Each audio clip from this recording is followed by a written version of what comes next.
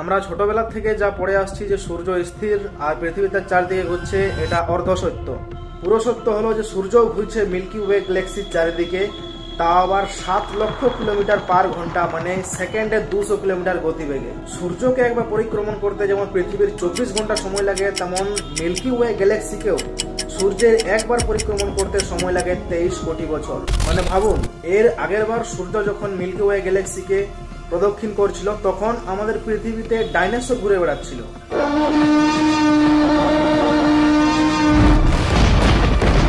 কিন্তু আরেকটা প্রশ্ন এখানে মনে জাগে যে সূর্য যদি এত গতিতে ঘুরছে, তাহলে আমরা সেটাকে অনুভব করতে পারি না কেন?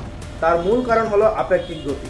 এখানে ভয় পাওয়ার কোনো কারণ নেই, আমি এটাকে সহজভাবে বোঝাচ্ছি। ট্রেনে কোথাও ভ্রমণ করার সময় দেখবে যে ট্রেনের মধ্যে থাকা তুমি আর তোমার একজন বন্ধু, তোমরা দুজনকে স্থির দেখতে পাও, কারণ তোমাদের মধ্যে গতিবেগ সমান বা গতিবেগের পার্থক্য শূন্য।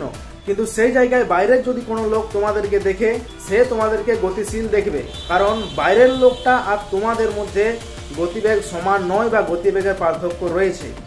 আর এখানে সূর্য যে গতিতে আমাদের মিল্কি ওয়ে গ্যালাক্সিকে প্রদক্ষিণ করছে, সেই গতিতেই পৃথিবীও মিল্কি ওয়ে গ্যালাক্সিকে প্রদক্ষিণ করে চলেছে।